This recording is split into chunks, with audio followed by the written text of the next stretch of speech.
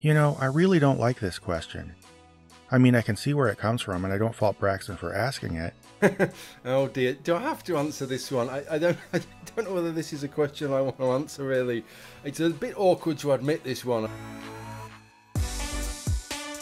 Welcome to Trinity Radio. I'm Braxton Hunter. This is the channel that loves atheists. And today we're going to be answering the question of whether there are any good arguments for God according to atheists. Now, just so you know, this is in a series, but you don't have to have seen the other episodes in the series to benefit from this one, I don't think. This is a standalone sort of a deal. But just so you know, I released some time back a list of 10 questions for atheists, and a lot of atheists responded either with videos or in the comments or whatever. And so I've been going through question by question and taking a look at what they've said and then adding some commentary. And I've learned a lot. I've seen some interesting things and learned a lot more about atheists online and how they think in this sort of a platform.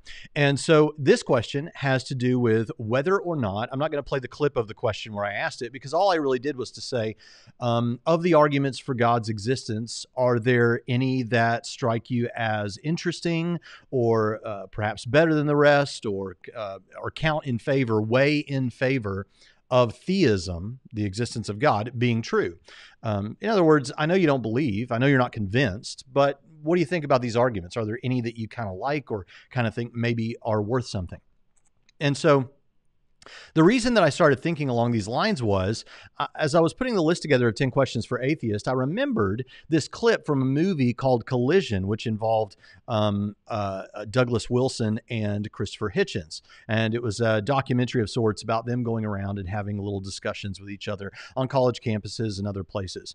And Hitchens was asked this question. Here's that clip now.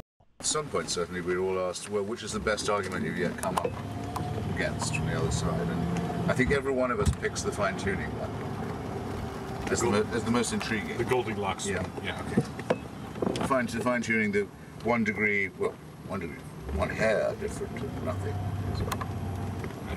But even though it doesn't prove design, doesn't prove a designer, could all have happened without it. You have to spend time thinking about it, working on it. It's not a trivial. We all say that. We all say that. He says, like, I think he means like among the new atheists. Later in the conversation, he brings up Richard Dawkins. The design argument is, it seems like he's saying, the one that's the most interesting, the one that you kind of can't just brush it aside. You do need to kind of take this one a little bit more seriously and think through it. That's pretty interesting coming from Christopher Hitchens. Now he says, and someone else in this video is going to say, well, it doesn't really get you to God. It doesn't really, it doesn't mean or prove design. Well, it depends on what we mean by that. If we mean by that, it counts in favor of design. When you have whatever you have as evidence laid out on the table, this one might seem to indicate a God.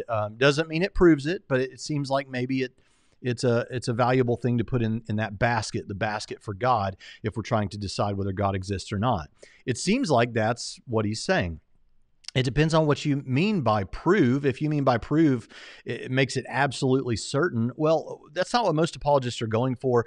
Apologists like me don't believe that we can have absolute Cartesian certainty about much of anything. That doesn't mean we don't think we can have what everyone else on earth, normal people mean when they say, are you certain of this? Yeah, I'm certain of that. Are you sure? Yeah, I'm sure. But if you're talking about this deeply philosophical idea of like Cartesian absolute certainty where it's impossible to doubt, okay, I'm not interested in that. I don't know that I can get that with much of anything. So instead, we're looking for, is it reasonable to believe? Is there good reason? Is there strong enough reason that we think that people who are looking at this with an open mind should believe? I think so. I think that's a kind of a modest claim. So prove, I don't know, but count strongly in favor of, yeah. And I found it interesting that Christopher Hitchens at least was willing to say that was the one that he found interesting. That was the one that you can't just hand wave away or dismiss. So I got to thinking about that. I put it in the list, and I got 3 types of answers. We're going to look at all 3 today. The first type of answer is basically the answer that says, no, there's nothing good. It's not worth anything. I'll run you a little reel of that. No, they're all shit. Nope. They're all foundationally ignorant appeals to emotion. A cry out for how theists wish the world was in the face of how it observably is. Honestly, I have nothing. So obviously there are people out there who just say, no, that's all there is to it. No, there aren't any good arguments. They're all trash. Okay. I don't know what to do with that so much. This is not meant as an offense to any of the guys that I just played. I don't know who two of them are. I know Godless Engineer, but here's the thing. This takes me back to what I said in a previous video in this series about what I call the star check. Not Star Trek, the star check. When I'm going to look at a new book I want to maybe check out on Amazon, if it has all 5-star reviews, I just go ahead and assume those are people who are fanatics for that particular author, and I don't know how non-biased they're being. Sometimes they are. There are masterpieces out there that deserve 5 stars. But in general, I'm not paying so much attention to the 5-star reviews, nor am I paying attention to the 1-star reviews. Some of these people, they gave it 1 star. If they could have given it less, they would have given it less. It's just the only way they can leave a review is if they at least give it 1 star. So they give it 1 star. I assume that these people are so against whatever's being said in this book that they're not exactly being reasonable about things either. They're a little bit biased. And so they give it the 1-star review. Now, there are examples of cases where a book deserves a 1-star review. Okay. But no, I look at the 2 to 4-star reviews, because those are the people that are not completely throwing it under the bus, and they're not, setting it up on, a throne of gold or something either. They're probably gonna try to look at this with some level of objectivity much of the time. At least that's the best I can do with Amazon reviews. And it might be the best you can do with a lot of YouTube videos. If someone is looking at the history of Christian thought as it relates to God's existence and the history of the philosophy of religion and apologetics and all of that, and they're just saying, nope, it's all trash. There's nothing there that's worth our consideration or is in any way counting in favor of God's existence at all, then with such a person, that's the star check test. I'm like, you're giving it a 1-star review. I don't really know what to say at that point. I think you should be more interested in it, but that's fine. So that's one type of person that responded to this video, and I'm not going to spend too much time on those. There are others who said, not really, which is kind of similar or in the ballpark of those that were in the star check test. But they'll say, here is something about that subject or about one of the arguments that I do find that particular issue a little bit interesting. At least it's worth talking about, right? There's something about it that merits our time considering it a little bit more. And then there's the third category of persons that says, okay, here is one of the arguments that I kind of like, that I kind of think is worth something in some way. So we're going to take a look at these. Now, just so you know, within the philosophy of religion, there are many atheists out there who will say, no, there are good arguments for God's existence. If by good we don't include in that you kind of are forced by reason to accept its truth. I mean, you could still be a justified atheist, but let's not act like they don't have anything. There's some really powerful and convincing stuff here that a lot of people find convincing and without being irrational. And so there are people like that will talk that way. But and I could have played clips of those, but let's just move on a little bit and let's start taking a look at some of these that I think to a certain degree have something to say that I think is helpful for us as we consider what some atheists have had to say. Now, again, you're going to hear some of them say, no, there's not really anything that I find that weighs in favor of theism, but here's an interesting part of it. All right, if that's the best I'm going to get, that's the best I can ask for, I guess. So here's a guy that we mentioned in one of the other videos, Joseph of Suburbia. Here's how he answered the question about whether there are any theistic arguments that you find interesting or that weigh in favor of theism or something like that. Of the arguments I've heard for God's existence, I don't think any weigh in favor of God existing. However, the one I do find the most interesting is the Kalam, because I do like to hear theist reasoning as to why a first cause has to be a God. Okay, so now typically, and most of you know this, but just stay with me. I'm not going to spend a whole lot of time on this, but the Kalam cosmological argument is phrased a little bit differently by different people, but it's something like premise 1, everything that begins to exist has a cause. Premise 2, the universe began to exist. Therefore, the universe must have a cause for its existence. Now, many people will say, many atheists will say, the Kalam doesn't even get you to a God. It just says that the universe had a cause. Okay, well, I have a video on that you can go look. It's in the short videos playlist on the Kalam doesn't get you to God, because frankly, I think that complaining about that is a little bit to miss the point or to try to wiggle out of really talking about something that there's a lot more to say about. Because when a Christian apologist refers to the Kalam or an atheist refers to the Kalam, typically they're referring to the whole ball of wax, the formal argument, the syllogism that I just mentioned, and also the conceptual analysis that follows that syllogism.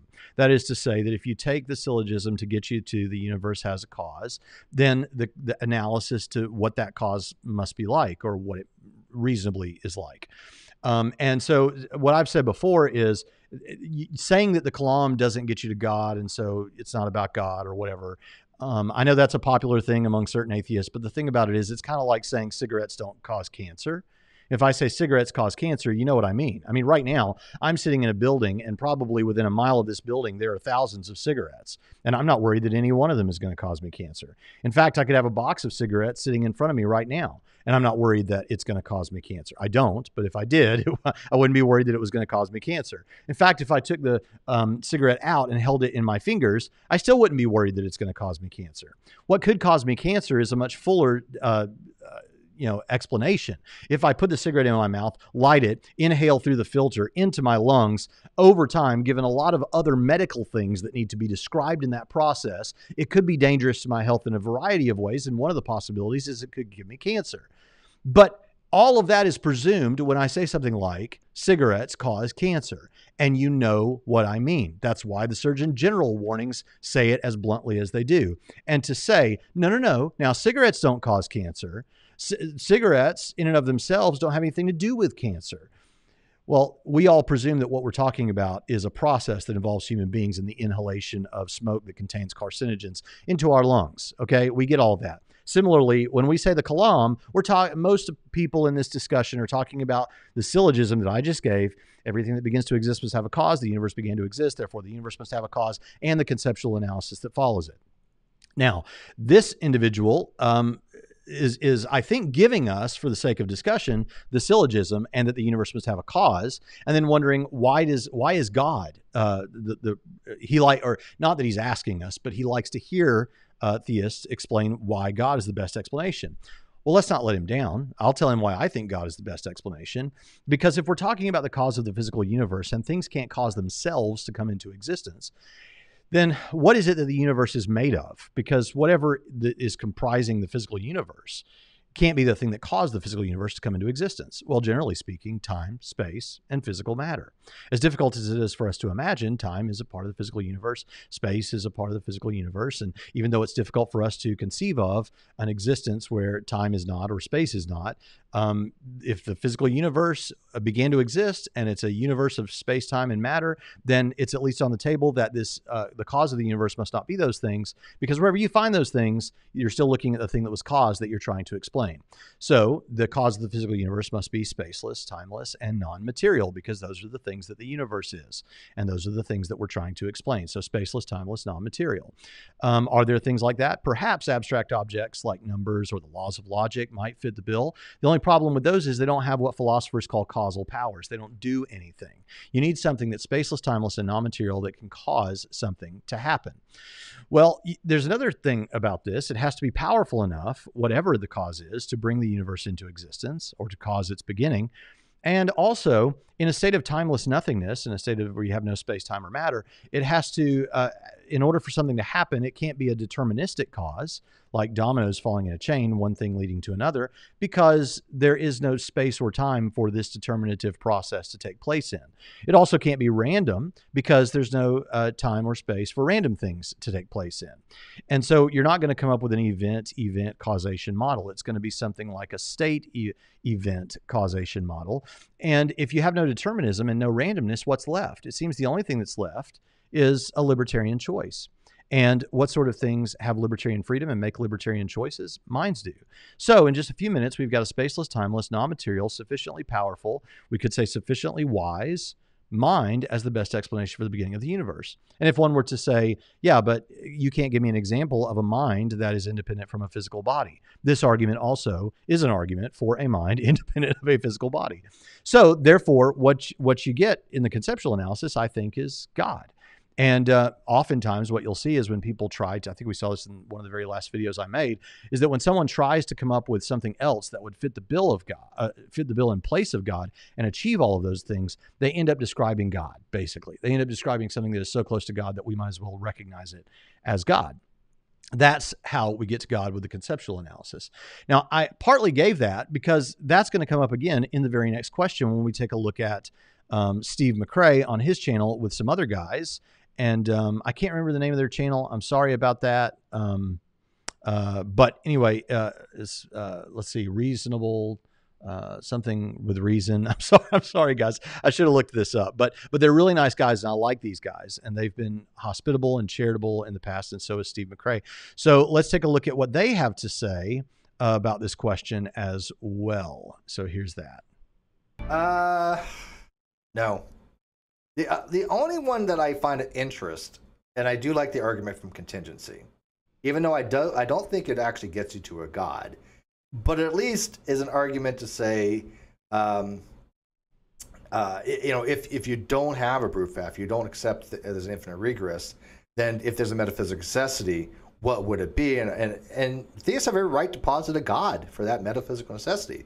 How they go about justifying that, that's a little bit different. And also, okay, now hold up a second. I want to talk about this for just a minute, because he says the theist has every right to posit God on the contingency argument. Well, that's great. I'm glad to hear you say that, but I'm not sure exactly what he means by that, given what he follows with. I think what he means is something like, if the contingency argument is taken to show that you must have this necessary being that undergirds and explains all contingent things, including the physical universe on this is a contingent thing. If you have to have a being like that, God is one among perhaps more than one. He didn't give any others, but one among perhaps more than one possible explanations or possible necessarily existing beings that explains the existence of these other contingents. He says we're fine to posit that, or we're within our rights to posit that, but then justifying that is a different matter. Well, guess how we would justify that it's God? We would justify it with the conceptual analysis that we just gave with respect to the Kalam. Because similarly, with the contingency argument, if God is the necessarily existing being that undergirds and explains all contingent things, then that means he explains the physical universe. And what is the physical universe? Space, time, and matter, which means we have a spaceless, timeless, non-material, sufficiently powerful, perhaps sufficiently wise, mind as the best explanation, because again, you still need the cause to, you can't have a deterministic cause, you can't have a random cause, you have to have a cause that has some measure of freedom. J.P. Moreland talks about this, Andrew Loki talks about this. So what would that be? What has libertarian freedom? Well, minds do. So you have a spaceless, timeless, non-material, sufficiently powerful mind. That's how we would get to that as well. So I like that he likes the contingency argument, and I think the contingency argument, the defenses for how you get to a God and why God is the best explanation, work out pretty well. But then he says something else. To me, positing a God as an explanation for the universe doesn't explain why he created this actualized universe, right? Of all the possible worlds he could have created, why is it he created this one? And without that explanation, we don't have an accounting of why this universe exists. Okay, now that's a pretty interesting, and Steve has been really friendly with me, and so I hope you take this charitably and as us just kind of in a friendly way jabbing back and forth at each other. But I actually see a conflation here between two things. He says, without the explanation of why this universe instead of another universe, like from some other possible world God has at his disposal, he could have chosen to create a certain way as opposed to the way that he did create and actualize this universe. If we don't have an explanation of why this universe instead of some other, we don't have an accounting of why this universe exists. Now, I think that statement is to conflate two things about why this universe exists. On the one hand, there is the notion, why does this universe exist? Meaning, what sort of necessary being best explains and undergirds nature? You know, what fits the bill best in terms of the necessary being, versus another question that could come up. If that being is God, like if the contingency argument works and it's God, why did God choose this one as opposed to some other possible world? Those are two separate questions. What being best explains this versus why did he do it this way instead of some other way? some other possible world. One could still affirm or still think God is the best explanation, that the contingency argument indicates God strongly, without knowing exactly why God chose to do it the way he did, as opposed to some other way that he could have done it, could have actualized some other possible world. Now, beyond that, so that alone is it. I mean, that's the answer. We don't have to know. I don't know how he's getting to, if we don't know why this world is opposed to some other, then we don't have an explanation for why the universe exists. You can still have an explanation for why the universe exists if what you mean by that is why, what sort of necessary thing best explains the existence of this universe. But we can actually, so that, put that down. That's my final answer. But let's move on a little bit from that and see if we can say something else, because I think we actually can, without getting into any particular religion like Christianity, Islam, Hinduism, Buddhism, whatever else, without getting into those, without even moving into those. If you think the contingency argument, if one thinks that the contingency argument gets you to some sort of a God, I think we can do some work to establish some reasons that seem reasonable why this universe instead of some other, even without a particular religion, which I think is pretty interesting. So if you already think the contingency argument works as far as that goes, then one could just say, okay, well, let's take something from the moral. Now, I'm not saying you have to affirm the success of the moral argument or something from the family of moral arguments to say that that gets you to a God. No. If you already think the contingency argument might establish theism, but doesn't explain why God chose this universe instead of some other, then it would be reasonable for an individual thinking about this who doesn't subscribe to any particular religion could say, well, it seems that people really quickly and easily seem to intuit very strongly certain moral ideas.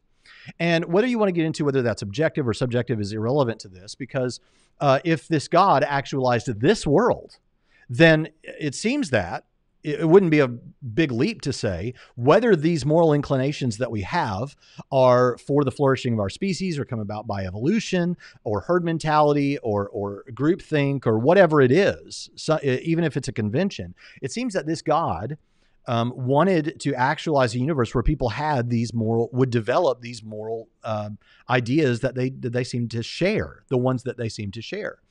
And so from there, it seems reasonable to say then this God that the contingency argument seems to get you to is interested in morality, whether it's subjective or objective. He seems interested in morality. So he wanted to create people that observe some sense of morality.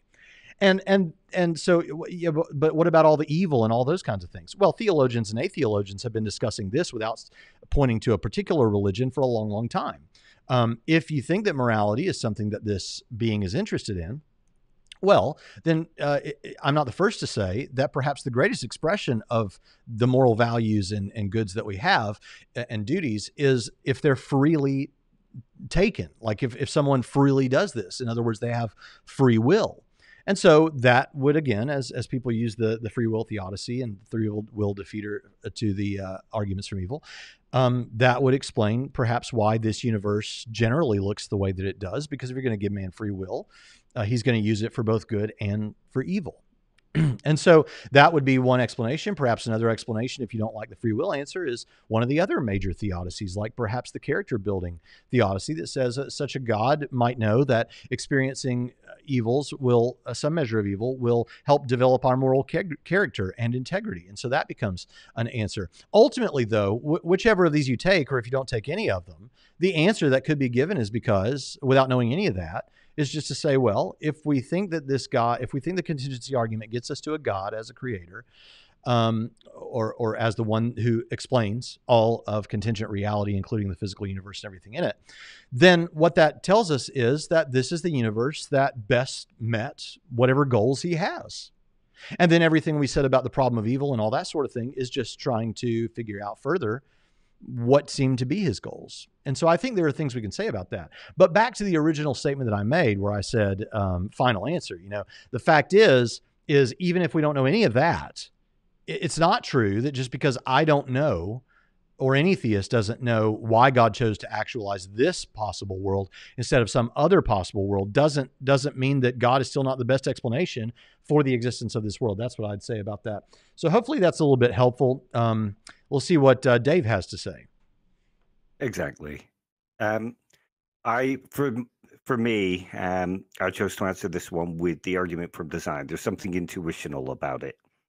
It doesn't necessarily get me to God or make me lean towards theism, but there's something intuitional about that argument, and I think it's one of the better sort of arguments just for, oh, look, it looks designed. Let's talk about this. Now, before we go back to Steve, because Steve's going to say something great in just a few moments. And Dave, I like what Dave said. Dave says, hey, I'm taking this and I'm answering it straight up and down. The design argument or a teleological argument or a fine-tuning argument, these are all similar. That sort of thing, you know, at least it seems intuitive. Now, he's not saying he's convinced by it. He says it does, just like Hitchens, he says it doesn't necessarily lead you to God or anything, but it's got something going for it in that it seems intuitive. Now, as far as it being intuitive, I just tell you, there are several ways that skeptics go about responding to a design argument, a particular design argument. So, and if you think design arguments are all reducible to like what young Earth creationists often do, they do engage in some form of design arguments, but people who are theistic evolutionists might still engage in what is typically thought of as a fine-tuning argument. These are all teleological arguments, but a fine-tuning argument might point to the fact that this universe is seemingly extremely fine-tuned for life to be possible, for life to emerge. Now, there's a couple of things about this. Some people might say, well, hold on a second now. When we look, so there's this idea called pareidolia, and pareidolia is this idea that human beings are kind of wired, whether that's by design or not, would be begging the question to say so, but I think so.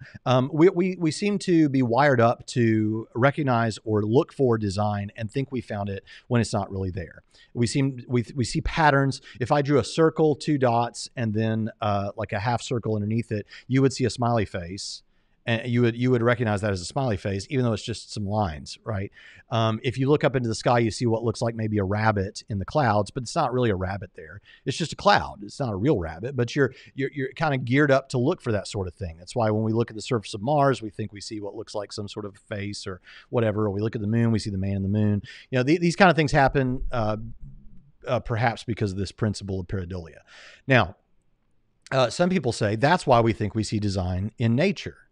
The problem with that is what we see of, say, the information bearing capacity of DNA, where it looks like we've got this DNA sequence, this language sequence, this information, and the RNA copies that from the DNA. It takes it over here and builds these protein molecules that do particular functions and all of that sort of thing. And when we see that, when we see that sort of information bearing capacity of DNA, it doesn't just passively strike us a certain way, like the Virgin Mary on a cinnamon roll or something. That actually happened in Nashville, Tennessee, where I consider my hometown, Nashville. There's a Bongo Java Coffee House, and they had in a glass case the nun bun was what it was called, because it looked like, in that case, Mother Teresa. It looked like Mother Teresa on a cinnamon bun, and someone stole it. And then years later, it was returned. It's an amazing thing, the nun bun. It's on all their stuff. But yeah, I mean, you'd look at a bun that looks somewhat like Mother Teresa or whatever, or the Virgin Mary or something. And yeah, that might be something like pareidolia. We're not looking at something that kind of passively strikes us like that with something like DNA and an information sequence and all of that. It's rather that we already are aware of a language system and systems that copy themselves like that. It conforms to the rules of systems about which we know quite a bit. And one thing that we seem to know is that it's the product of a mind. So those kind of criticisms, I don't think fly. Now, he didn't raise any of those. I'm just pointing out some of the things that are often thrown in there. Another one is the puddle analogy. The puddle analogy is the colloquial way of making the point that, say, perhaps life would have developed in the framework of whatever universe, or at least many different possible universes, just in a different way than it has here. If you change the rules up, maybe you'd still get life, but it'd be a different kind of life. One way this is often fleshed out is to say, okay, if you have a puddle of any shape and it rains and the puddle fills up with water, if that water could become conscious and consider its existence, it might look around and say, I am perfectly fitted for this puddle. I mean, I reach into all the different cracks and crevices. Someone clearly designed me for this puddle and this puddle for me. or this hole for me.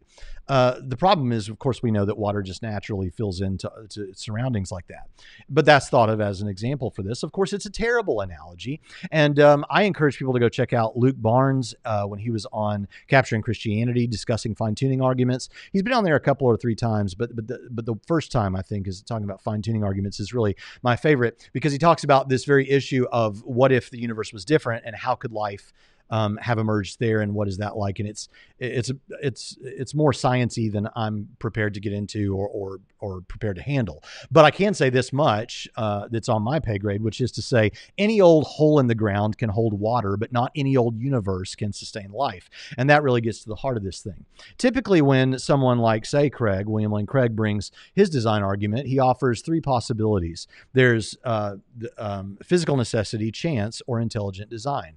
Well, physical necessity would say that because of the laws the way they are, it just had to be the way that it is. The universe just had to be the way that it is. PCW Davies doesn't think so, and he's often appealed to on that. But even if it were that it just had to be the way that it is, that's suspicious to me as well. I mean, why does it suspiciously have to be exactly the way that life would emerge? Another option is chance, and another option is intelligent design. Those are your options: physical necessity, chance, or intelligent design. So let's go with chance for a minute. One of my favorite examples of this, take, for example, the balance necessary between electrons and protons. This alone necessitates an accuracy of 1 in 10 to the 37th power. Astrophysicist Hugh Ross eloquently describes the chances of this occurring without design thusly: 1 part in 10 to the 37th power is such an incredibly sensitive balance that it is hard to visualize. The following analogy might help. Cover the entire North American continent in dimes all the way up to the moon, a height of about 239,000 miles. In comparison, the money to pay for the U.S. federal government debt would cover 1 square mile less than 2 feet deep with dimes. Next, pile dimes from here to the moon on a million other continents the same size as North America. Paint 1 dime red and mix it into the billion piles of dimes. Blindfold a friend and ask him to pick out 1 dime. The odds that he will pick the red dime are 1 in 10 to the 37th power, and this is only one of the parameters that is so delicately balanced to allow life to form. That's from Hugh Ross's The Creator and the Cosmos from the 3rd edition. So chance seems to be out. That's just one of many things. And there are a lot of people that like to talk about chance. And I think one of the reasons that multiverse ideas are so popular is because if you extrapolate out infinitely or something like that, the number of other universes out there, then the more universes you have, especially if you have an infinite number, the greater the chances that you're going to get one like this, right? You're going to get one where it happens by chance, even though the chances seem absurd. But there, of course, there's no. How are you going to demonstrate a multiverse beyond just mathematical hypotheticals? I mean, I don't know how you're going to do that. So some people might try to use quantum mechanics or something. But the idea is that I think the design is really good, and I think the criticisms of design arguments fail. But I like that Hitchens and Dave here have said, no, that's pretty good. And I've often wondered if skeptics, atheists, people who are more interested in, and I'm not speaking about Dave or Joe or Steve particularly, I'm just thinking out loud here. I've often wondered if it is the case that atheists in general, who seem to be more interested in empirical evidence and scientific evidence like that, might find the fine-tuning argument more interesting because there's more of that going into that. I don't know. All right, so that's let's go on to hear what else Steve has to say, because this is where it gets really good. And I don't think that that's bad, but I would give one step further. If people want to make an argument of the relationship to things like music, physics, mathematics, and there's the relationship to how there's a harmony between all these different things, to imply there's some kind of metaphysical causation to it. It's hard just to say just by fiat hand wave that away, because there is an aesthetic thing to be had there. The beauty of mathematics, the beauty of the Fibonacci sequence, the looking at these things and seeing the elegance that is in there. It does, to some people say, maybe a mind came up with this, because why do we have the ability to formulate these things? Why do we have the ability to count? I mean, math is going to me, math, music, and art gets you closer to God than anything else. And I know like Richard Dawkins hates the argument from aesthetics, and he discounts that right off the bat. But I kind of get pushback on that. I'm like, look, if somebody has a spirituality because they love music, and you could be spiritual and not believe in a God, but you feel the music and the empowerment and the relationship between the beats and the percussions and the woodwinds and the strings and all these things harmonizing together. And you go, how does the universe have something like this? I think we feel something like that? Yeah, I mean, if you're going to use the word miraculous, that to me is appropriate there. Although it doesn't mean something from God, it just means that it is almost preternatural that these things in all the universe, we have an Earth where we have our minds, we have people that created this stuff, because that stuff may not have happened on other worlds. They may not they wouldn't have art like we would have. They may not have music like we have. It is very unique to humanity. So that would be the only argument that I think. Yeah. There are some arguments that can be made, even if they don't lean you towards God. There's some that aren't. You just can't hand wave it away. You've got to have reasonably good arguments to argue against them. Exactly. Yeah, and I think that what happens is a lot of atheist activists hand wave things away. But I don't think that was probably an answer Bergson was actually expecting. But I hope he reviews this. I really do. I like to get his opinion. It is not one that I was expecting, and I'm happy to give you my opinion, Steve. So when I'm listening to that, so he mentions three things: music, physics, and mathematics. I love that because if I understand what he's saying, he's like, look, these things seem to have some sort of a relationship, and it seems almost mysterious. And I don't mean to articulate poorly what you're saying or misconstrue it, but you get something that is awe-inspiring, like music, and how it makes us feel, and it didn't have to be there. And what's up with that? And how is it that sounds and sound waves and the percussion of drums and all of that mixes together, and there's a math that all of that is described by, and there's a physical world that it's nestled within. And then you, of course, have the experiencer observing that, and there's this interplay that results in this sense of awe that he wants to describe as spiritual, even if he's, doesn't believe in spiritual things the way I do. There's something about that it might strike people as designed, as intentional. It doesn't have to be that way. He even says there's no reason to think it necessarily would have happened on some other world with some other intelligent beings or something like that. Yeah, and before I go on to the next clip, which is going to be related to that, I don't want to lose that, because there is something awe-inspiring about it. There is something about it that, other atheists have said that it's like when you look at the beauty of the universe, there is something about it that makes you want to worship something. Like, even if you don't believe there is anything to worship. We were watching last night. This just came into my mind to think. Ewan McGregor has this television program that's on Apple TV called The Long Way Up. It's the sequel to The Long Way Down, which was in turn a sequel to The Long Way Around, in which they ride motorcycles around the world. It's pretty cool. And they're somewhere in Peru or somewhere where we're at right now, and they get out in this big open space, and it's like there's nothing for miles in any direction. And they're just blown away. They're in awe of the fact that you're not normally in the modern world, at least in the modern Western world, you're not normally, most people, in a space that is that open. And it is humbling. And it almost makes you want to credit something or someone or worship in some sense. There's just something that moves you. And I've probably gone way beyond what Steve is talking about. But I know what he's getting at. I know what it's like. I know what it's like for me to be listening to a song that is just so incredibly powerful. Forget the lyrics, just the song and the crafting of it and the way it just scratches that itch. You almost have to pull over the car and sit there and let it happen to you for a few minutes. I know what that's like. Well, what is that? What the heck is that? That seems like a feature that didn't have to be there, that might be there because of a designer. Now, I sympathize with these guys when they say something like, well, that alone doesn't get you to God. Okay, fair enough. But before I comment on that further, because there is something important I want to say about what Steve just said, I want us to back out of that for a second and say something that sounds similar and look at it from something that Roger Penrose had to say in his discussion on Unbelievable, because he talks about three mysteries that I think this is very, very interesting. So just stick with me, because this is going to be worth it.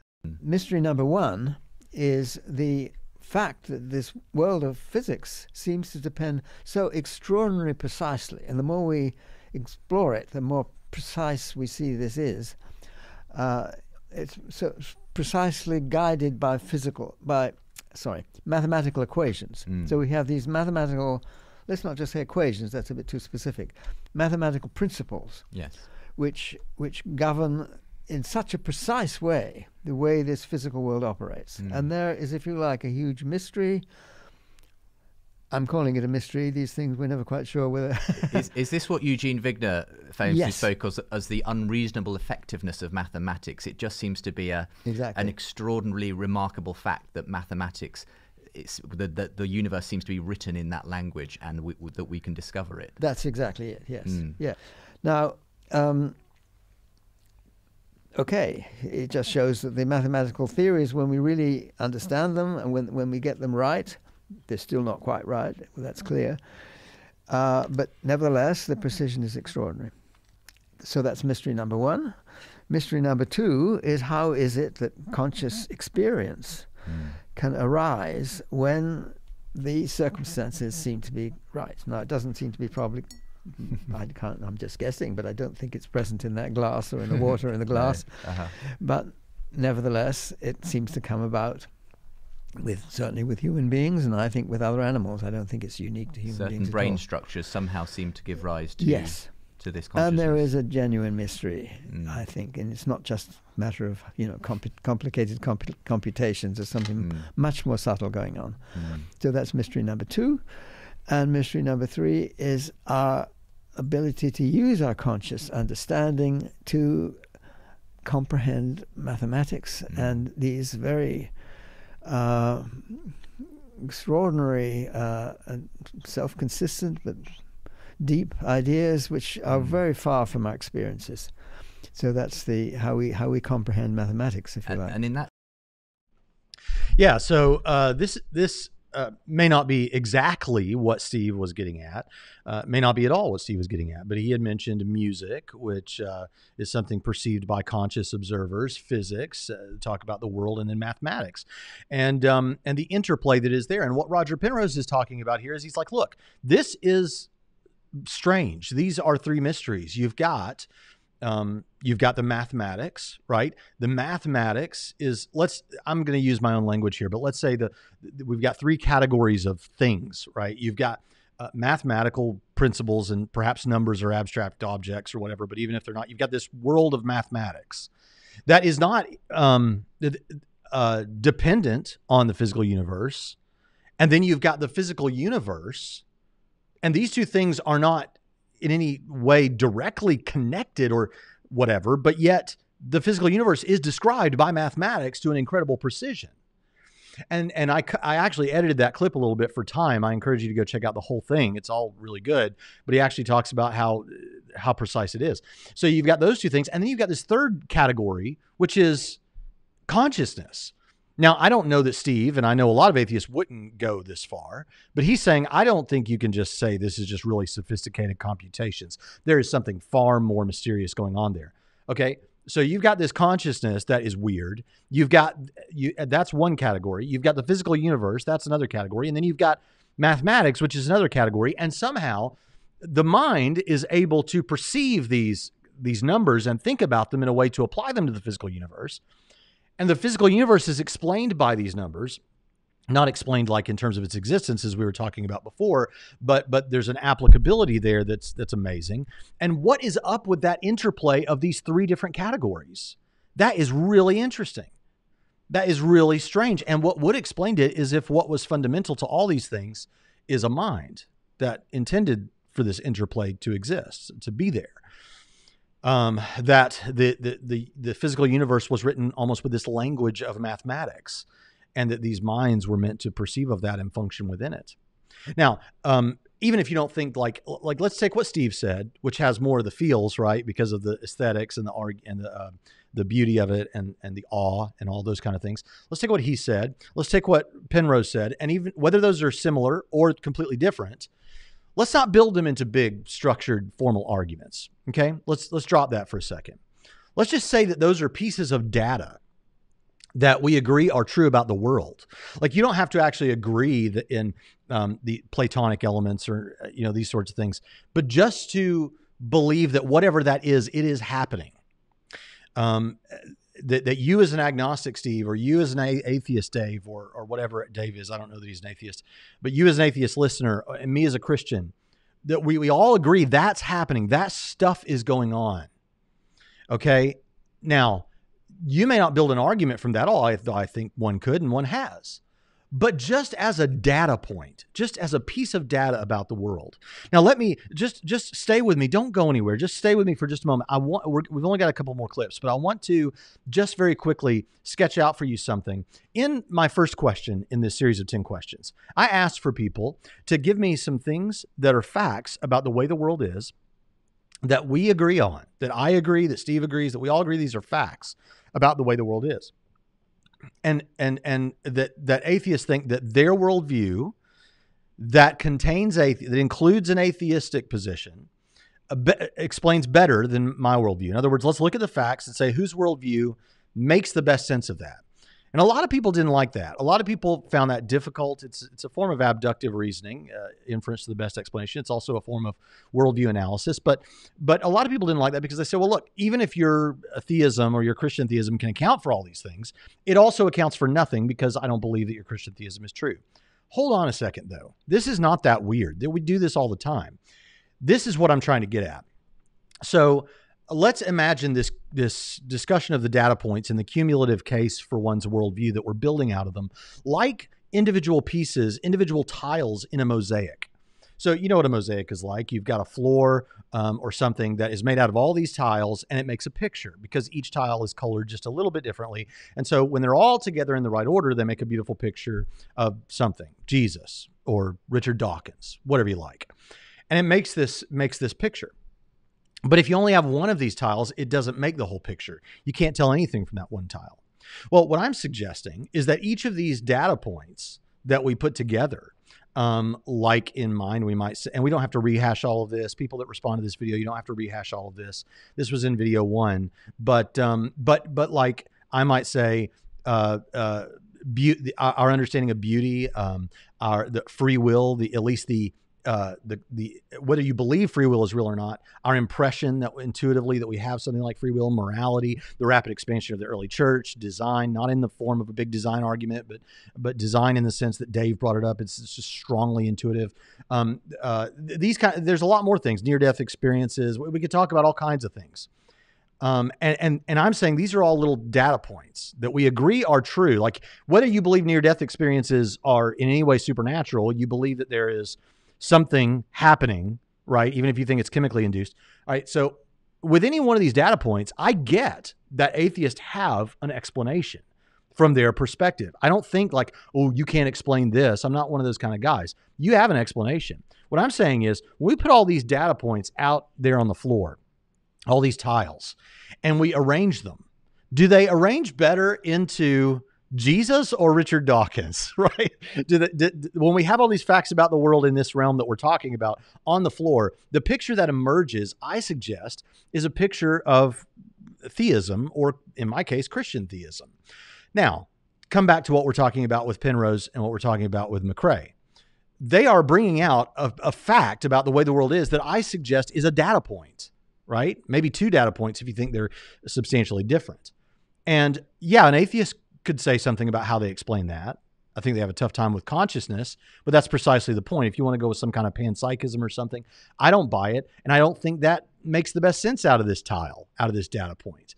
When you put all these together, I think that what Steve McRae points out, it may not be some big argument. I think that's why you hear these guys saying it doesn't necessarily get you to God. You could have it without God. Okay, fair enough. But where does it make the best sense? That's what I'm saying. I'm saying when you put all the tiles together, what picture emerges? Maybe that'll help with people who maybe misunderstood my first question. I don't think these guys misunderstood my first question, but just for those listeners. All right, now let's move on to someone else. The Prophet of Zod, I think, is next. And he responded to me. I've made 2 videos in response to him. Let's see what he has to say. You know, I really don't like this question. I mean, I can see where it comes from, and I don't fault Braxton for asking it, but the fact of the matter is, I'm not aware of an argument that makes me consider theism at all. And I hate that answer because it sounds closed-minded. But it's my honest answer, and I really don't think it is closed-minded. Because do we need to be able to identify a convincing argument for every supernatural proposition that comes our way in order to be open-minded? To help see what I mean, just ask yourself, which argument most makes you consider the possibility that the Earth is flat, or that the Cottingley fairies are real? You might not be able to identify an argument that makes you consider either. Okay, now hold up just a second, because this is already pretty interesting. Now, I like what he's doing here. He's trying to help you look at it. You're a Christian, so you might be buying what Braxton's saying just kind of prima facie, but think about it with other things that you probably aren't convinced of. Here's the problem. I think these are bad analogies, the flat earth and the Cottingley fairies. Why? Because notice that he uses examples of things that are proven false, that like are demonstrably false. We know what the Cottingley fairies were. That's all come out. I think the girls who were involved in it agreed that those photographs, at least, were of cutouts or something, cut out of a storybook or something like that. I think one of the girls did hold on to the claim that at least the last photograph was real, the fifth of the 5 photographs. But the point is, that those have been demonstrated false. The flat Earth, even though there are people that don't buy it, I think has been demonstrated false. And which, by the way, when you're using analogies that aren't exactly analogies, because there aren't things that you just don't have any reason to believe or whatever. These are things that you actively disbelieve in. This stacks things in your favor. What he's really saying is that you shouldn't have to point out interesting arguments for things that have been proven false.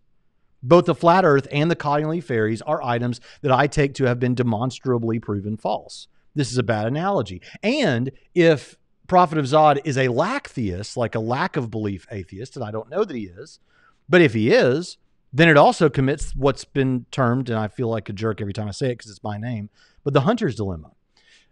Because he's using as analogous to the God claim, when if he's a lack theist, and he might not be, but if he's a lack theist, he's saying, I don't know whether God exists. And we're talking about bare theism here, not Christianity specifically. If he's saying, I just remain unconvinced, I lack belief, I haven't seen any good reasons to believe, it's not that I'm saying God doesn't exist, then why are you using analogies for things that we all actively disbelieve in? We all, meaning at least you and me, Prophet of Zod, and most of our listeners, we don't affirm the flat earth. We believe that's demonstrably false. We don't believe in the Cottingley fairies. We think that's demonstrably false. So we need a different analogy. So let's pick one. Let's go with something I think that's better, like aliens, for example. Intelligent alien life. Let's take something like that. I don't believe in aliens. I haven't yet seen evidence that has convinced me of aliens. Okay. But I also don't claim that they don't exist. I don't have any reason to believe. There hasn't been anything that necessarily is compelling evidence to show me that intelligent alien life doesn't exist. So here I am. Not knowing, but aware of several lines of argument. I am not really convinced. I'm not saying it doesn't count for something, depending on which one you show me, but I'm not really convinced with the fuzzy, grainy photographs that look something like someone with a paper plate being thrown across the yard. That doesn't really count for much to me. Now, that's not to say there aren't some photographs that might be compelling. And I think there's something out there that some people are finding really compelling right now. I don't know. I'm just saying in principle, someone might give me one, but what I've seen so far doesn't really do it for me. What I do find interesting are the hundreds of thousands, millions, I don't know, of people who have claimed to have had experiences of abductions or encounters or something like that. And there are similarities across many of these and that sort of thing. And people from every walk of life, I find that darn interesting. Now, am I convinced? I'm not convinced. But I can tell you what, I find that really interesting. And someone could build an argument out of that I would find pretty interesting. So I am able to do it with analogies that are proper analogies for what we're talking about. I just don't think that he provided us with one. And in fact, I'll go a step further and say what I've said before, which is when it comes to something like aliens, if you had evidence for intelligent life from another planet that is as convincing as something like the Kalam cosmological argument, then you'll find me wearing a tinfoil hat in the middle of the desert tonight. But I don't think such a thing exists. But I'm genuinely open. By the way, I noticed that a couple of these guys said something like, well, I don't want to sound like I'm not open, and it could sound like I'm not open to say that I don't like any of these arguments or that I think they don't count for anything or something like that. You know, honestly, I didn't even consider that when I was asking this question. I think they presumed that I had some kind of angle like, well, if they won't tell me at least one argument they think is pretty good, it means they're not open-minded. Well, maybe. It could be something like the star check that I realized after I started this series. I don't know that it means you're not open-minded because, again, there are some books that deserve a 1-star rating. But that's interesting, isn't it? I don't know that it means you're not open-minded at all, but it is interesting that I noticed a couple of guys saying, I don't really like to answer this question, and I think the reason was because they felt like it meant they weren't open-minded. That's interesting to consider. All right, let's move on and see what else he has to say. If that's the case, it's not your fault. Just as there might not be sufficient evidence to make you believe them, there might also not be sufficient evidence to make you consider them. So you shouldn't feel pressure to name an argument that makes you consider something you haven't found worth considering. Okay, now notice, he concludes this by saying that you shouldn't feel pressure to name an argument that makes you consider something you haven't found worth considering.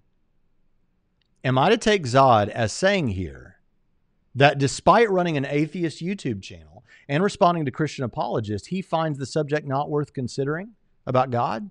I find that really odd.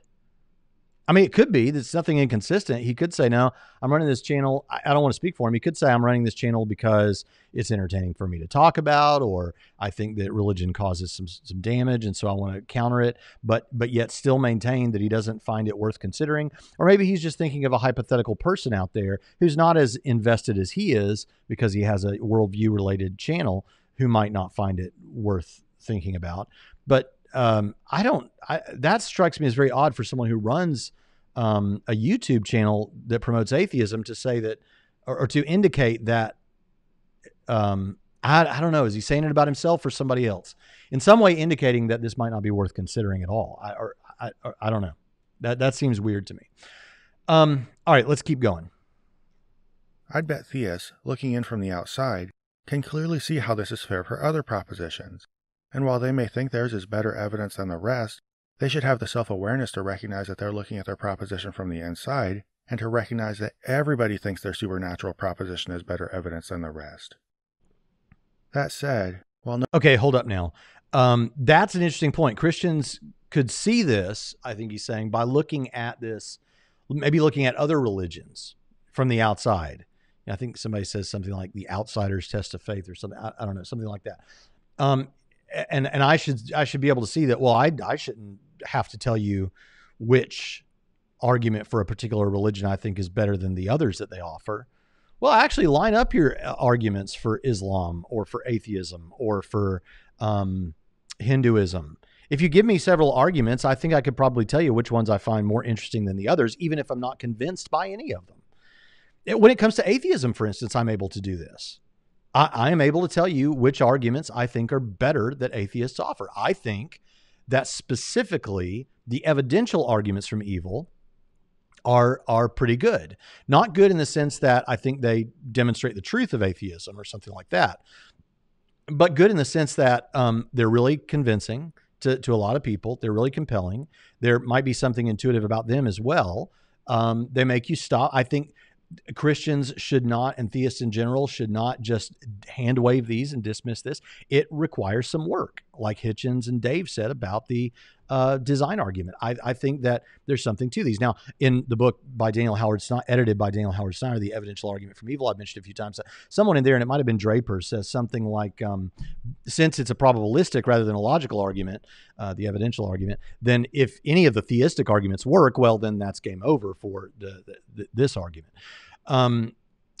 But still, and we have responses. We have, the different theodicies that I've mentioned already in this episode: free will, heaven theodicy, reformed theodicy, character building, soul building, those sorts of things, right? So I think we have explanations for them. But that's still not to say, that's just saying I'm not convinced. That's not to say that I don't think that that's an interesting argument that taken alone might count in favor of atheism for some people. I don't know what's so bizarre about being able to do that with a particular argument. And I could do it with Islam or Hinduism or whatever. If they line up several arguments, I can tell you which ones I think are better. That doesn't mean I'm convinced, but some lines of reasoning are better than others. But anyway, let's see what else he has to say. Argument drives me to consider theism. I do find many theistic arguments interesting. Christians have spent a lot of time weaving them, so untangling them is an interesting mental exercise. And in the process of discovering where theism takes mental shortcuts on various topics, I'm forced to think more deeply on those topics than I otherwise ever would have. In this light, the arguments I found most interesting have probably been moral arguments and, more recently, any line of argumentation that treats abstractions as things that exist necessarily outside material reality. Our thoughts can feel like ethereal things swimming around in our heads, so they're one of the easiest things to misunderstand, and thus one of the last refuges of apologetics. Okay, so with this one, I like this because he does give me some things, but I take him in this last clip to be saying something like, there are ideas or other realms of thought that come up in theistic arguments, and I find some of those interesting. Well, great. I do too. Me too. But we then get this statement that seems akin to apologists have had to retreat into these areas that are obscure. If that's not fair, I'm sorry. I don't mean to be uncharitable or anything. I'm trying to get at, he says apologists have had to retreat into these areas. But conversely, I think the more we learn from philosophy, science, and history, the stronger our arguments have gotten. I mean, the evidence we have from science that at least our universe had a beginning now, when that wasn't always thought to be the case. The historical manuscript evidence gets better all the time when we're looking at first century documents and what the writings of the early church and that sort of thing, and stuff related to the Gospels and things. That's gotten better over time. When it comes to philosophy, the way we think about things, the way we understand things has all been beneficial to the theistic arguments.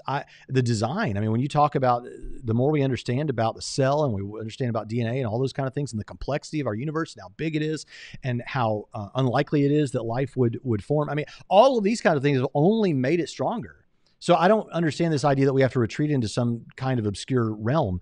I think that actually, as science and philosophy and history have continued, we have simply gotten more good reason to hold to the reasons we have for believing in God. In fact, I said this in my debate with Matt Dillahunty, and I think it's still true, is instead I think what's happened, and this is not me just doing chest thumping, I really believe this. I think that the reason you have people saying things like, well, I can't tell you what evidence would convince me. I just know that I haven't seen it yet, and if there's a God, he should be able to give it to me, or something like that, is I think that as we see more and more stuff coming out, more and more, we learn more as humanity, and we go further in these different realms. What we see is skepticism having to raise the bar higher and higher and higher for what counts as good evidence. And it's gotten to the point that they have to raise it so high that they don't even know where the bar is anymore, because that's how bad it is, because there's so much good reason to believe. Every physical object and concept in the universe can be used as a part of a argument for God's existence. And this is why, even though I think that the divine hiddenness argument, which didn't come up here, is a good argument for atheism insofar as I think it does have some intuitive stuff and it's kind of compelling to the man on the street or something like that. At the same time, I just don't see the absence of God in the way that some people do. I mean, I get it. Why doesn't he show up on the White House lawn or somewhere? Or in Jerusalem, like once every 10 years, just so he can check back in and say, in case anybody's forgotten, I really do exist. And we could talk about that, and I do in other videos. But barring that, I think that it's extremely evident. I'm not saying that someone's dumb if they don't see that. I'm just saying that the evidence that we have all around us is incredibly strong. So with that, we're going to move on to the last person that we're going to take a look at. And that is Noel Plume and Noel Plume. I'm not quite sure. And let's hear what he has to say, because it's super interesting. Oh dear, do I have to answer this one? I don't know whether this is a question I want to answer, really. It's a bit awkward to admit this one, and I don't know whether this is one I've ever really gone into on film. So in terms of the sort of rational, logical and scientific arguments, I don't really think there are any that washes for me. But there is sort of arguments, or there maybe not arguments, but trains of thought that flatter my own perceptions of myself, I suppose, or my own internal sense of grandiosity, that I just can't imagine not existing. It just seems, like I say, I almost cringe to say it, but I almost feel like I'm too special not to exist anymore. How can a universe exist that would allow me not to exist anymore. That sounds terribly immodest, doesn't it?